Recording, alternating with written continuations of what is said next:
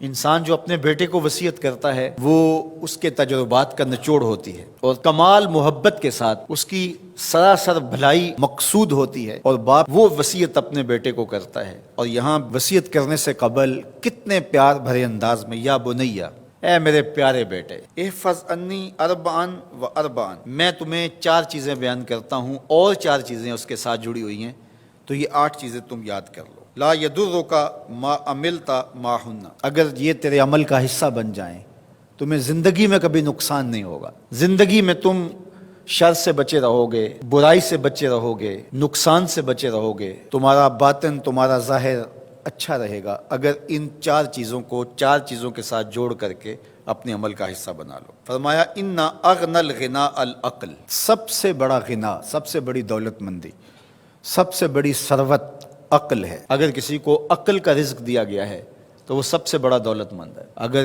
اس کے پاس مال و متاع بہت سارے ہیں لیکن بے وقوف ہے تو وہ دولت مندی نہیں ہے۔ وَأَكْبَرُ الْفَقْرِ الْحُمْقُ، اور سب سے بڑا فقر اور سب سے بڑی محتاجی جہالت ہے۔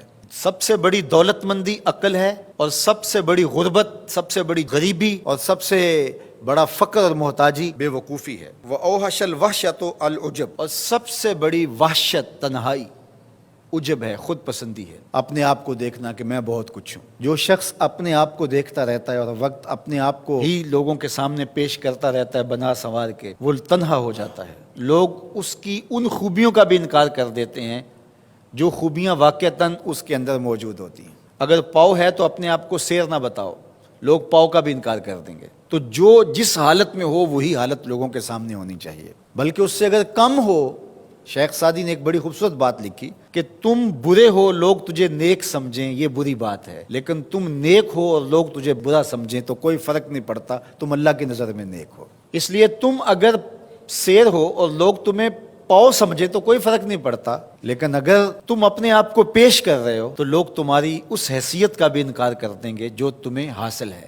وَأَكْرَمُ الْحَسَبِ حُسْنُ الْخُلُقِ، سب سے اچھا جو حسب و نسب ہے وہ کیا ہے؟ میں فلاں ہوتا ہوں، میں فلاں ہوتا ہوں، میں فلاں کا بیٹا ہوں، فلاں قبیلے سے میرا تعلق ہے، میرا باپ بڑا امیر کبیر تھا۔ اپنا حسب نامہ اس طرح لوگ پیش کرتے ہیں، مجھے جانتے ہو کہ میں فلاں ابن فلاں ہوں۔ سیدنا علی المرتضیٰ فرماتے ہیں بہترین جو حسب ہے جو آپ پیش کرتے ہیں وہ کیا ہے؟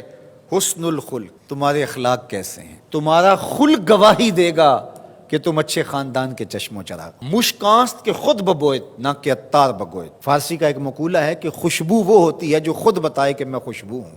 خوشبو بیچنے والا بتاتا پھرے ذرا سونگھ کے دیکھیے یہ بڑی اچھی خوشبو ہے، ذرا سونگھیے، کہا یہ بتانے کی ضرورت نہیں۔ حضرت علی المرتضیٰ فرماتے ہیں تمہارے خلق کی خوشبو سے لوگ سمجھ جائیں گے یہ کون ہے، تمہارے اخلاق اتنے اچھے ہوں کہ لوگ پہچان جائیں تم کون ہے۔ تو بہترین حسب و نسب کیا ہے؟ اپنے بیٹے حضرت امام حسن رضی اللہ تعالیٰ عنہ کو بتا رہے ہیں، مجھے بتائیے امام حسن سے بہتر نسب اور حسب کس کا ہو سکتا ہے؟ رسول اللہ کی بیٹی کے بیٹے، امام الاولیاء کے فرزند ہیں، رسول اللہ کے نواسے ہیں، بنو ہاشم کے چشم و چراغ ہیں۔ تو انہیں یہ نہیں کہا کہ تم یہ بتاتے پھرنا، بلکہ کہا کہ تمہارا خلق گواہی دے کہ میں محمد کا نواسا ہوں، تمہارے اخلاق گواہی دے کہ میں نے فاطمہ کا دودھ پیا ہے، تمہارا کردار گواہی دے، تمہاری شجاعت گواہی دے کہ تم علی کے فرزند ارجمند ہو۔ اللہ اکبر۔ پھر حضرت علی المرتضیٰ رضی اللہ تعالیٰ عنہ ان چیزوں کو بیان کرنے کے بعد فرماتے ہیں یا بنیا، اے میرے بیٹے، ایاک والمصادقہ الاحمق، بے وقوف شخص کی دوستی سے ہمیشہ بچنا۔ فإنہ یرید ان ینفعک فیضرک، وہ دل سے چاہے کہ تمہیں نفع پہنچائے لیکن اپنی جہالت کی وجہ سے، اپنی بے وقوفی کی وجہ سے تمہیں نفع نہیں پہنچا سکے گا، تمہیں نقصان پہنچا دے گا۔ کہا جاتا ہے کہ بے وقوف دوست سے دانا دشمن اچھا ہے، تو وہ اسی قول کا مفہوم ہے۔ آپ نے اپنے بیٹے حسن کو یہ نصیحت کی، یہ نصیحت پلے باندھنے، اور کبھی بھی جاہل اور بے وقوف سے دوستی نہ رکھیں، اس سے رویہ اچھا رکھیں، سلوک اچھا کریں، اس کے لیے خیر کا ذریعہ بنیں آپ۔ یہ مطلب نہیں کہ بے وقوف کو آپ سلام بھی نہ کریں، لیکن دوستی، اعتماد آپ اس پہ نہیں کر سکتے۔ وَإِيَّاكَ وَمُصَادِقَةَ الْبَخِيلِ، اور بخیل سے کبھی بھی دوستی نہ لگانا۔ فَإِنَّهُ يَبْعُدُ عَنْكَ أَحْوَجَ مَا تَكُونُ إِلَيْهِ، اس لیے کہ جب تجھے انتہائی ضرورت کا وقت آئے گا تو وہ تجھ سے دور ہٹ جائے گا، اور تو اس پہ توقع لگائے ہوئے ہوگا کہ میرا دوست ہے اور اوکھے ویلے میرے کام آئے گا، لیکن اوکھے ویلے وہ کام نہیں آئے گا۔ تو بخیل سے دوستی کا رب نہیں رکھنا۔ وَإِيَّاكَ وَمُصَادَقَةَ الْفَاجِرِ، بدکار شخص سے کبھی دوستی نہ رکھ، برے شخص سے کبھی دوستی کا رشتہ نہ جوڑنا۔ فَإِنَّهُ يَبِيعُكَ بِالطَّافَةِ، جو فاسق و فاجر ہے، برا شخص ہے، بدکار ہے، اس سے دوستی نہ رکھنا، اس لیے کہ وہ بہت تھوڑی قیمت میں تجھے بیچ دے گا۔